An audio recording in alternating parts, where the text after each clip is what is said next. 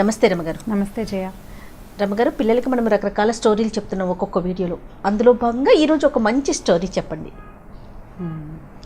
అంటే మామూలుగా పిల్లల కథలు చెప్తున్నాం కదా, ఇది ఒక పెద్దవాళ్ళ కథ అనుకోండి. ఓకే. అయితే ఈ పిల్లలకి చెప్పచ్చు, మనం కూడా తెలుసుకోవచ్చు. ఓకే. ఇదేంటంటే శ్రీపాద సుబ్రహ్మణ్య శాస్త్రి గారిని మనకు ఒక పాత కథకులు ఉన్నారు తెలుగులో. నాకు తెలిసి ఆయన 1961-62లోనే మరణించారు. చాలా పాత కథల రచయిత. అయితే నావెల్స్ కూడా కొన్ని రాశారు. వారి కథలు చాలా అద్భుతంగా ఉంటాయి. అసలు కథ ఎంత పట్టుగా నడుస్తుందో. వారిదే చాలా ఫేమస్ కథ ఇది, వడ్ల గింజలు. ఆ కథ పేరు వడ్ల గింజలు. అంటే అది మామూలుగా మీకు తెలిసిందే కదా. బియ్యం ఎందులో నుంచి వస్తుందో తెలుసా జయ? మీకు తెలుసు రమ్మగారు. లేకపోతే అందరు కామెంట్ రూపంలో పెట్టేస్తారు, జయాకి బియ్యం ఎలా వస్తాయి కూడా తెలియదా అనేసి. బియ్యం ఏ గింజల నుంచి వస్తుందో అవే వడ్ల గింజలదే కథ. అయితే వడ్ల గింజలకి కథ ఏమీ రిలేటెడ్ కాదు. ఇదేంటంటే ఒక శంకర్ భట్టు అనే ఒక బ్రాహ్మణ కుర్రాడి కథ. అయితే ఇతను ఏంటంటే అప్పట్లో చెస్ బాగా ఆడేవాడట. చదరంగా ఉంటారు కథలో. ఎక్కడ చెస్ అని పేరు, తెలుగు కథ, పైగా 60s కంటే ముందు కథ కదా. అప్పుడు అసలు ఇంగ్లీష్ పదాలు ఒకటి కూడా వాడలేని రోజులు అవి. అవునవును. అయితే ఈ చదరంగంలో దిట్ట ఈ అబ్బాయి, చాలా బాగా ఆడగలిగేవాడు. అయితే అతను ఏంటంటే అప్పట్లో మనకి ఇంకా జమీందారీలు రాజులు వాళ్ళు ఉన్నారు. ఇది 50s 40sలో కథ అనుకుందాం. పూర్తిగా ఇవి తీసేసేయడం, జమీందారీ వ్యవస్థను తీసేయటము అవన్నీ అవ్వలేదు. అయితే ఈ ఒక వత్సవాయి వంశానికి చెందిన ఒక గజపతిలో ఆయన రాజుగారి దగ్గరికి ఒక కుర్రాడు వచ్చి, ఆయన చాలా బాగా చదరంగం ఆడేవారు రాజావారు. ఆయనతో పాటు ఆడడం కోసం ఈ కుర్రాడు ఆ ఊరు వచ్చాడు. వస్తే ఏమైందంటే అతనికి రాజాస్థానానికి వెళ్ళడానికి ఎటువంటి అవకాశము దొరకలేదు. ఎందుకంటే అతను 2 బట్టలతో వచ్చాడట. ఓ గావంసా కట్టుకున్నాడు, ఓ గావంసా పైన కప్పుకున్నాడు. అప్పట్లో చొక్కాలు వేసుకునే వాళ్ళు కాదు జయ, అంత పాత కథ అనమాట. షర్ట్ లేదు, ఒక నడుముకు ఒక టవల్ లాంటిది, అంటే మన చిన్న సైజు లుంగీ లాంటిది కట్టుకుని పైన కప్పుకునేందుకు ఒక ఉత్తరీయం లాంటిది మాత్రమే ఉంది. అయితే బ్రాహ్మడు కాబట్టి ఇప్పుడు చేయట్లేదు, కానీ పాత రోజుల్లో ప్రతి బ్రాహ్మణులు ప్రతి వాళ్ళు నిత్యం సంధ్యావందనం, త్రికాల సంధ్యావందనం చేసుకునేవాళ్ళు. పొద్దున మధ్యాహ్నం సాయంత్రం 3 సంధ్యల్లోనూ సంధ్యావందనం చేసేవాళ్ళు. చక్కగా విభూతి బొట్టు అది పెట్టుకుని కళగా బాగుంటాడు. కానీ ఇతని వేషధారణ చూస్తే రాజుగారి దగ్గరికి వచ్చేటప్పుడు కొంచెం మంచి బట్టల్లో రావాలి కదా, మనం అదే ప్రజెంటబిలిటీ ఉండాలి. ఇతనికి ఆ ప్రజెంటబిలిటీ లేదు. అతనికి ఉన్న ప్రజెంటబిలిటీ ఏంటంటే మొహంలో ఒక వర్చెస్ ఉంది, బొట్టు పెట్టుకున్నాడు. అప్పుడు అందరూ సామాన్యంగా అందరూ విభూతి బొట్లే పెట్టుకునేవాళ్ళు. అయితే ఈ రాజుగారి దగ్గర ఒక మంత్రి ఉన్నాడు. అతను ఈ కుర్రాన్ని లోపలికి రానివ్వలేదు. అయితే ఈ రాజు దగ్గరికి వెళ్ళే అవకాశం కుదరలేదు. ఆ రోజుల్లో ఏంటంటే ప్రతి అరుగు మీద ఈ చదరంగ మాట నడుస్తూ ఉండేది. తర్వాత అప్పట్లో సానివాడలు అవి ఉండేవి, పథకాల కథ కదా, అక్కడ ఇళ్లల్లో కూడా చదరంగం నడిచేది. అప్పుడు ఏముంది, టీవీలు లేవు, కాలక్షేపం ఏదో ఒకటి కావాలి కదా. పచ్చీసు అవి ఆడుకునేవాళ్ళు, మనకు తెలిసిందే కదా. పచ్చీసు, దాయకట్టం ఆడడము అలాంటివి ఆడేవాళ్ళు. పేకలు కూడా ఆ రోజుకి లేవు, కార్డ్స్ ఆడడం లేదు, చదరంగమే ఆడేవాళ్ళు. చదరంగం తెలివిగల వాళ్ళ ఆట.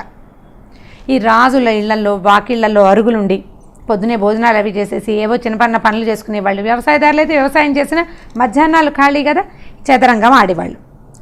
ఈతను ఏం చేసేవాడు, ఈ ఊళ్ళో తిరుగుతూ ఈ ఊళ్ళో నడిచెళ్తుండేవాడు. ఓ చోట చదరంగం ఆడుతూ కనపడేవాళ్ళు. వాళ్ళు ఆడుతుంటే మెల్లిగా పక్కకి వెళ్తాం, వాళ్ళ దగ్గర కూర్చోవటం. అది కాదు, ఇది పెట్టండి అని 2వ కాయ పెట్టించడం చేసేవాడు. ఎవరి పక్షాన అయితే ఇతను కూర్చున్నాడో వాడు ఖచ్చితంగా గెలిచేవాడు. మంచి తెలివితేటలున్నవాడు. తెలివి అతను బాగా ఆటొచ్చు. 2 సార్లు అయ్యేసరికల్లా వీడికి ఏదో ఉపాసన ఉంది, అందుకే వీడు గెలుస్తున్నాడు అనుకున్నారు. కొద్ది రోజులు, మరో 4 రోజులు గడిచినాయి. ఈసారి ఈ మొదటి పెద్ద వీధులు కాకుండా చిన్న వీధుల్లో ఆడే ఆటల దగ్గర కుర్రాళ్ళు ఆడతారు. ఎంత పెద్ద వాళ్ళు, రాజులిళ్లలో పెద్దవాళ్ళు. రాచవీధులు అంటే రాజుగారి కోటకి చుట్టుపక్కల ఉన్న మెయిన్ స్ట్రీట్స్ వదిలిపెట్టేసి పక్క లైన్లలోకి వెళ్ళడం మొదలుపెట్టాడు. ఈ పక్క లైన్లలో కుర్రాళ్ళు ఆడుకుంటారు చిన్నవాళ్ళు, వాళ్ళ ఆటలు కూడా సెట్ చేయటం మొదలుపెట్టాడు. 2 రోజులు గడిచేసరికల్లా వీడు యాక్టివ్గా ఉండటం, తర్వాత ఇతని ఆటలో ఉన్న చురుకుదనం 3 ఎత్తుల్లో కట్టేయటం అవతల వాళ్ళని.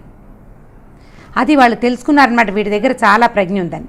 అతను కూడా తిరగటం మొదలుపెట్టారు. అప్పటిదాకా అతనికి ఒక గావంచాను, పైన ఒక గావంచా, కింద ఒక గావంచా మాత్రమే ఉన్నాయని చెప్పామా. పూటకోళ్ళ ఇంట్లో ఎవరో ఒక హైదరాబాద్ పెద్దమ్మ ఇంట్లో భోజనం చేసేవాడు. వీళ్ళు మా ఇంట్లో భోజనం అని వీళ్ళందరూ తలా ఒక పూట అతన్ని భోజనానికి తీసుకెళ్ళేవాడు. ఈ భోజనానికి తీసుకెళ్లిన కుర్రాళ్లలో ఒకడికి సాని వీధులు అంటే ఆడవాళ్ళు ఉండే ఒక లైన్లో మంచి ఫ్రెండ్స్ ఉన్నారు. అక్కడ బాగా ఆట జరుగుతుందండి, మనం అక్కడికి వెళ్దామని ఒకరోజు ఇతన్ని అక్కడికి తీసుకెళ్ళాడు. కానీ డ్రెస్ మార్చుకోవడానికి ఒప్పుకోలే అతను. ఓకే. నాకు ఇదే భోజనం పెడుతున్నారు కానీ మీరు నేను దుస్తులు ఎలా మారుతాయి, నాకు అంతేం రాలేదని బట్టలు మార్చుకోవడానికి ఇష్టపడలా.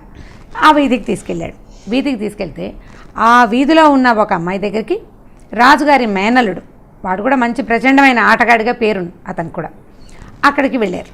తీసుకెళ్ళేసరికల్లా ఆ కుర్రాడు వస్తాడు అక్కడికి. ఈ లోపల వీళ్ళు చదరంగం బల్ల సెట్ చేసుకున్నారు. ఆయన ఆటని ఆయన ప్రతిసారి ఆయన గెలిచేవాడు, ఈ అమ్మాయి ఓడిపోయేది. ఈ అమ్మాయి తలుపక్కన నుంచుని ఇతను ఆ అమ్మాయికి ఆట ఎలా కట్టాలో చెప్పాడు. 3 ఎత్తుల్లో రాజుగారి మేనల్లుడు ఓడిపోయాడు. ఆయన ఆశ్చర్యపోయాడు. ఎలా చేసావు నువ్వు, ఎప్పుడు నువ్వు ఓడిపోతావు, ఈసారి ఎలా గెలిచావంటే నాకు ఒక తాయెత్తు దొరికిందని చెప్తుందన్నమాట. ఇలా ప్రతి లైన్లో ఎక్కడెక్కడ చదరంగం ఆడతారో వాళ్ళందరినీ పట్టుకున్నాడు ఇతను. అయిన తర్వాత ఏం చేశారు, వీళ్ళు ఈ కుర్రాళ్ళల్లో కొంతమంది, మీరు మాతోటి చిన్న చిన్న వాళ్ళతో ఆడడం ఏంటండి, రాజావారు అద్భుతమైన ఆటగాడు చదరంగంలో, ఆయన కొట్టేవాడు లేడు ఈ పరగణాల్లో, కాబట్టి మీరు రాజుగారితో ఆడాలన్నారు. అప్పుడు ఇతను ఏం చెప్పాడంటే, నేను వెళ్ళాను, మంత్రి నాకు ప్రవేశం ఇవ్వలేదు, రాజు దగ్గరికి వచ్చేటప్పుడు మంచి బట్టల్లో రావాలి, ఏదైనా పట్టుకురావాలి రాజుగారికి బహుమతిగా ఇవ్వడానికి, ఓ పండో ఫలమో తేవాలి, ఇతని దగ్గర ఏమీ లేవు. దాంతో నేను ఏమి తీసుకురాకపోయేసరికల్లా ఇలా అన్నాడు. అదేమిటి, విద్య ఎవరి దగ్గర ఉంటే వాడు వెళ్ళాలి రాజు దగ్గరికి, వస్తువులు పట్టుకొచ్చేవాడు బట్టలతోటి వాడి విద్యని గణించడానికి వీల్లేదు కదా. వాడి తెలివితేటలు ఉంటే డబ్బులు కనపడతాయి బట్టల వల్ల, విద్య ఎలా కనపడుతుంది? విద్య కానీ విజ్ఞానం కానీ వ్యక్తుల్లో ఉంటాయి, అది వాడి మాటల వల్ల, వాడి జస్టిస్, వాడి ప్రవర్తన వల్ల బయటపడాల్సిందే కానీ పైన కనబడే వేషం వల్ల కానే కాదు. అందంగా అలంకరించుకుని చక్కగా హ్యాండ్సమ్గా కనపడే ఆడవాళ్ళకి కానీ మగవాళ్ళకి కానీ మీరు చదువు వచ్చని, బాగా మాట్లాడతారని, బాగా విద్య ఉందని మనం అనుకోలేం. అందరికీ ఎలా ఉంటుంది, నోరు ధర్మగానే తెలిసిపోతుంది వాళ్ళ సంగతి ఏంటో. ఇప్పుడు ఇతను మాట్లాడంగానే ఇతను వర్క్ చేస్తూ తెలుస్తోంది, అండ్ మాట్లాడగలిగే అతను మాట్లాడే విధానాన్ని బట్టి తెలుసుకోవాలి మంత్రి, ఆయన తెలుసుకోలేకపోయాడు. అయితే ఈ కుర్రాళ్ళు ఏం చేశారంటే, మనం రాజు దగ్గరికి వెళ్ళడానికి సులువైన మార్గం ఉంది, ఈ మేనల్లుడు ఓడిపోయాడు కదా, అతన్ని పట్టుకుందామని అతని ద్వారా ఈ శంకర భట్టుని అక్కడికి ప్రవేశపెట్టారు రాజుగారి దగ్గరికి. సరే ఆట మొదలు పెట్టేసరికల్లా రాజుగారికి అర్థమైంది, ఎదురుగుండా ఉన్నవాడు చాలా టఫ్ ఆటగాడు, అంత సులువు కాదు. అయితే ఒక ఏనుగుని కదపటం అనే ఎత్తు దగ్గర ఆట ఆగిపోయింది. వాళ్ళు ఏం చేసేవాళ్ళంటే, ఎక్కడ ఆగిందో ఎంతసేపు ఆలోచించినా తర్వాత ఎత్తు కుదరలేదనుకో, ఇవాళకి రెస్ట్ అని అది కదపకుండా ఉంచుకునేవాళ్ళు. మళ్ళీ నెక్స్ట్ డే వాడుకోవచ్చు, ఎందుకంటే మనలాగా చిన్న చిన్న కాయిన్స్ అవి కాదు కదా. రాజుగారు పెద్ద బల్ల, ఇవన్నీ దంతంతో చేసిన ఉండేవి, ఈ ముందుండే భటులు, తర్వాత ఉండే ఏనుగులు, గుర్రాలు, రాజు రాణి, రాజు మంత్రి ఉంటారు కదా, ఇవన్నీ కూడా దంతంతో చేసినవి పెద్ద పెద్దవి. ఇవాళ ఎలా వదిలిపెట్టారో అలాగే ఇప్పుడు మన దగ్గర చెస్ ఛాంపియన్షిప్కి అవుతాయి కదా, అవి కూడా తర్వాత ఎత్తు పేపర్లో రాసి పెట్టడాలు అవన్నీ ఉంటాయి. బోర్డ్స్ కదపరు. ఓకే. ఈ బోర్డు కదపకుండా శంకరప్ప ఇంటికి వెళ్ళిపోయాడు. రాజుగారు ఆలోచిస్తున్నారు. చీకటి పడిపోయింది. చీకటి పడ్డాక ఈ రాజుకు తట్టింది, ఏం ఆడచ్చు, ఒక గుర్రం ఇచ్చి ఒక సైన్యాధిపతిని పంపించాడు. ఉన్నట్టుండి ఈ తంగిరాల శంకరప్పని తీసుకురమని. ఓకే. అనేసరికల్లా ఏనుగు వస్తే వస్తాను, ఊరికే రానని చెప్పాడు ఈయన శంకరప్ప. గుర్రం మీద రాను, నేను ఏనుగు మీద వస్తాను అన్నాడు. వీడు వెళ్ళి వెనక్కి వెళ్ళి ఈ సైన్యాధ్యక్షుడు రాజుగారు ఇట్లా అన్నాడండి అనగానే అప్పుడు ఆయనకి స్ట్రైక్ ఐడియా. ఆ ఆటలో గెలవాలంటే ఏనుగుని కదపాలి, ఈయన గుర్రాన్ని కదిపి ఆడదామనుకున్నాడు. గుర్రం కదిపితే ఓడిపోతాడు. గుర్రంతో రాలా శంకరభట్టు. దాంతో ఆయన వెంటనే ఏనుగుని పంపించి, ఆయనకు ఒక భద్రగజం ఉంటే ఆ గజాన్ని పంపించి ఇవన్నీ తీసుకెళ్ళాడు. నువ్వే గెలిచావు, నాకు ఎత్తు కుదరలేదు అని చెప్పి ఈయనకి అఖండమైన సన్మానం చేసి చాలా ప్రైజ్ చేశారు, చాలా విశేషమైన సన్మానం చేశారు.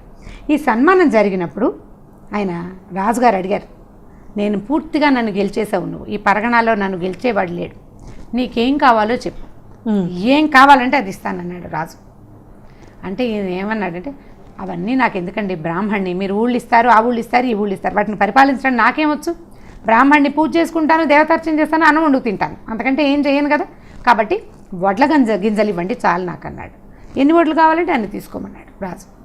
అంటే లెక్క ప్రకారం ఇవ్వండి, ఎలాగోలాగా ఎలా తీసేసుకుంటాను నేను. లెక్క ఏంటంటే, చదరంగం బల్ల ఉంది కదా, గళ్ళు కనపడతాయి.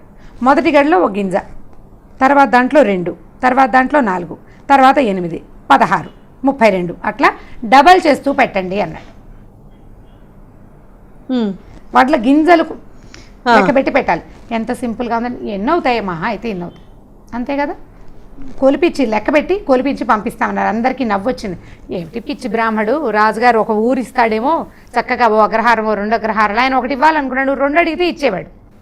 వడ్ల గింజలు అడిగాడు. ఏమిట్రా వీడి తెలివి, వీడేదో అఖండమైన తెలివితేటలు ఉన్నవాడని అనుకున్నాం మనము. ఇంత ఆటగాడంటే వాడికి చాలా తెలివి. చదరంగా మాడడం అంటేనే బ్రెయిన్ షార్ప్ అని అర్థం. అవును, చిన్న పొన్న ఆటగాళ్ళకే షార్ప్గా ఉంటుంది. ఈ రాజుగారినే ఓడించగలిగిన దేశాలకి ఇంకా బోల్డంత ఉండాలి. దాంతో అందరూ నవ్వుకున్నారు.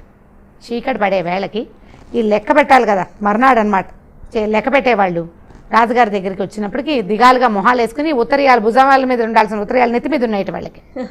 ఏంటంటే, అయ్యా ఆయన అడిగింది కనుక ఇవ్వాలంటే మన రాజ్యం సరిపోదండి, ఇంకా 5-6 రాజ్యాలు కావాలి మనకి. ఎందుకంటే ఈ బల్లలో సగానికి వచ్చేసరికల్లానే ఇది అయిపోతుంది.